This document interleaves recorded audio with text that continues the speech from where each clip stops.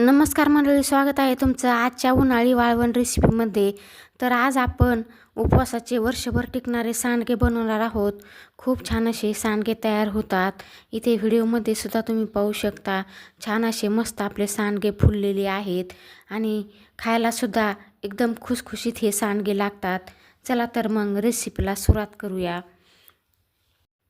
तर इथे मी 1 किलोच्या प्रमाणामध्ये हे सांडगे बनवणार आहे. त्यासाठी मी इथे अर्धा किलो साबुदाणा घेतलेला आहे. तर हा साबुदाणा आपल्याला एखाद्या भांड्याने मोजून घ्यायचा आहे, कारण याच भांड्याने आपल्याला पुढे साबुदाण्यामध्ये पाणीसुद्धा घालायचं आहे. तर इथे मी साबुदाणा भिजवून घेण्यासाठी थोडंसं यामध्ये पाणी टाकलेलं आहे. हलक्या हाताने आपल्याला साबुदाणा धुवून घ्यायचा आहे आणि हे पाणी काढून यामध्ये आपल्याला दुसरं पाणी घालायचं आहे. दुसरं पाणी घातल्याच्या नंतर हा साबुदाणा आपल्याला झाकून ठेवायचा आहे. इथे तुम्ही पाहू शकता साबुदाण्याच्या वरती अर्धा इंच पाणी आलेलं आहे. इतपत आपल्याला यामध्ये पाणी टाकायचं आहे आणि हा साबुदाणा झाकण ठेवून आपण 4 ते 5 तासासाठी भिजवून घेणार आहोत. जसं तुम्ही खिचडीसाठी साबुदाणा भिजवता अगदी त्याच प्रकारे हा साबुदाणा मी भिजवून घेतलेला आहे. इथे तुम्ही पाहू शकता छान असा साबुदाणा भिजलेला आहे. आता आपण ज्या भांड्याने साबुदाणा मोजला त्याच भांड्याने पाणीसुद्धा मोजून घ्यायचं आहे. जेवढा साबुदाणा होता तेवढंच आपल्याला पाणी घ्यायचं आहे आणि हे पाणी एका पातेल्यामध्ये टाकून आपल्याला उकळून घ्यायचं आहे. तर हे पातेलं मी आता गॅसवर मांडते आणि पाणी छान असं इथे तुम्ही पाहू शकता उकळून घेतलेलं आहे. चवीनुसार यामध्ये मी मीठ टाकलेलं आहे. 1 चमचा एवढं मी मीठ टाकलेलं आहे. आता हे उकळतं पाणी आपल्याला साबुदाण्यामध्ये टाकायचं आहे. साबुदाण्यामध्ये पाणी टाकण्याआधी आपल्याला साबुदाणा मोकळा करून घ्यायचा आहे. तर साबुदाणा मी मोकळा करून घेतलेला होता आणि त्यामध्ये हे पाणी टाकलेलं आहे.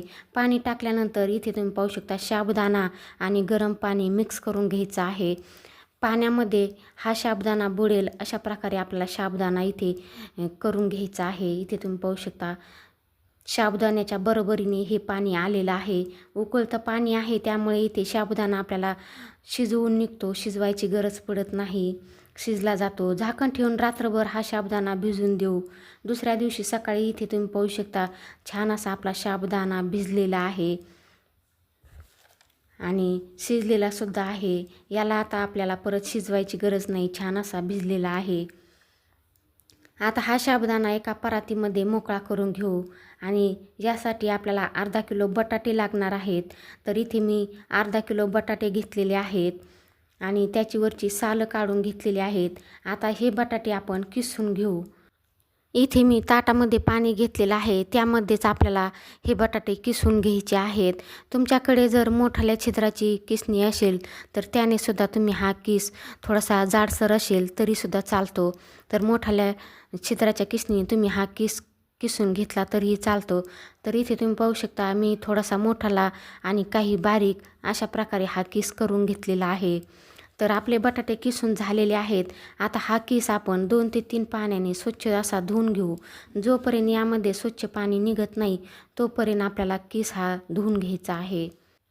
इथे तुम्ही पाहू शकता किसामधलं पाणी किती गढूळ दिसत आहे. स्वच्छ पाणी होईपर्यंत आपल्याला हा किस धुवून घ्यायचा आहे. इथे आता आपलं स्वच्छ पाणी दिसत आहे. किस छान असा आपला धुवून झालेला आहे. आता हा किस आपण वाफवून घेणार आहोत. त्यासाठी मी इथे गॅसवर पातेल्यात पाणी ठेवलेलं आहे. पाणी अंदाजे घेतलेलं आहे. त्यामध्ये आपल्याला चवीनुसार मीठ टाकायचं आहे. पाणी उकळल्यानंतर हा किस आपल्याला त्यामध्ये टाकायचा आहे. किस टाकून झाला की आपल्याला हा किस अर्धवट शिजवून घ्यायचा आहे. एकदमच आपल्याला जास्त किस हा शिजवायचा नाही, अर्धवट किस शिजवून घ्यायचा आहे. तुम्ही जर माझ्या चॅनलवर नवीन असाल तर व्हिडिओला लाईक करा, शेअर करा, सबस्क्राईब करा आणि कमेंटद्वारे कळवा की तुम्हाला ही रेसिपी कशी वाटली आणि तुम्ही ही रेसिपी कुठल्या गावातून किंवा शहरातून पाहता ते सुद्धा नक्की कळवा. तर इथे आपला किस छान असा शिजलेला आहे. इथे मी एक चाळणी घेतलेली आहे. चाळणीमध्ये शिजवलेला किस आपल्याला टाकायचा आहे, जेणेकरून त्यामधलं पाणीसुद्धा निघून जाईल. तर थोडा वेळ आपण 1-2 मिनटं हा किस असाच ठेवणार आहोत. त्यामधलं पाणी आपल्याला निथळून घ्यायचं आहे. जर इथे तुम्ही पाणी निथळून घेतलेलं नाही तर आपलं मिश्रणसुद्धा पातळ होऊ शकतं. तर इथे आता आपलं पाणी निथळलेलं आहे. इथे मी साबुदाणा एका मोठ्या परातीमध्ये मोकळा करून घेतलेला आहे. अशा प्रकारे साबुदाणा आपल्याला मोकळा करून घ्यायचा आहे. गरम पाण्यामुळे साबुदाणा आपला चिकट होतो आणि मोकळा राहत नाही, त्यामुळे मोकळा करून घ्यायचा.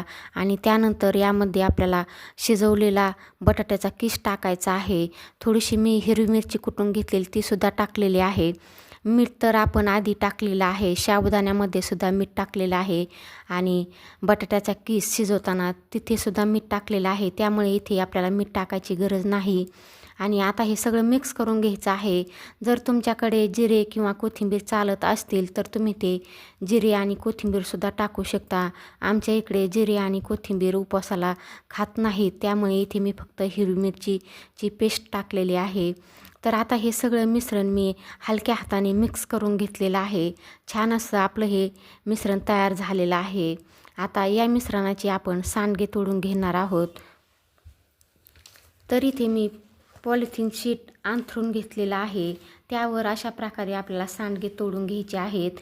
इथे मी गच्चीवर उन्हामध्ये हे सांडगे तोडून घेतलेले आहेत. तुम्हाला जर उन्हाची सोय नसेल तर तुम्ही हे सांडगे फॅनच्या हवेखालीसुद्धा वाळवून घेऊ शकता. तर तुम्ही पाहू शकता छान असे आपले सांडगे तोडून झालेले आहे. हे सांडगे मी उन्हामध्ये 2 दिवस वाळवून घेतलेले आहेत. तर इथे तुम्ही पाहू शकता छान असे आपले सांडगे हे वाळलेले आहेत आणि छान असे झालेले आहेत. सांडगे तोडताना आपल्याला गोल करत बसायचं नाही. अशा प्रकारे जसे हाताला मिश्रण येईल तसं आपल्याला टाकायचं आहे. तर छान असे आपले हे सांडगे तयार झालेले आहेत आणि हे सांडगे मी तुम्हाला तळूनसुद्धा दाखवते. छान असे हे सांडगे फुलले जातात. तर इथे कढईमध्ये मी तेल गरम करून घेतलेलं आहे. त्यामध्ये मी काही सांडगे टाकलेले आहेत. पाहू शकता छान असे आपले सांडगे फुलताना दिसत आहेत. छान असे फुलून वरती आलेले आहेत आणि पांढरे शुभ्रसुद्धा झालेले आहेत.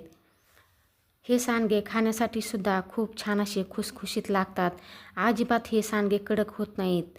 साबुदाण्यामध्ये जर तुम्ही गरम पाणी टाकलं तर खुसखुशीत असे हे सांडगे आपले तयार होतात. छान असे झालेले आहेत पाहू शकता. यामध्ये साबुदाणासुद्धा तुम्ही पाहू शकता अजिबात आपला कुठेही साबुदाणा मोडलेला नाही. अखंड असा साबुदाणा राहिलेला आहे. आता हे सांडगे एका प्लेटमध्ये काढून घेऊ. प्लेटमध्ये तुम्ही पाहू शकता हे सांडगे अगदी मोत्यासारखे दिसत आहेत, पांढरे शुभ्र झालेले आहेत. त्यामधील साबुदाणासुद्धा छान असा फुललेला आहे. हे सांडगे खुसखुशीत असे तयार होतात. तुम्हाला ही रेसिपी कशी वाटली ते कमेंट करून तुम्ही नक्की कळवा. एक सांडगा मी तुम्हाला तोडून दाखवते. पाहू शकता छान असा झालेला आहे. आपल्या चॅनलवर आणखीन उन्हाळी वाळवण रेसिपीज अपलोड केलेल्या आहेत, तिथे जाऊन तुम्ही पाहू शकता. चला तर मग पुन्हा भेटूया पुढील एका अशाच रेसिपीमध्ये.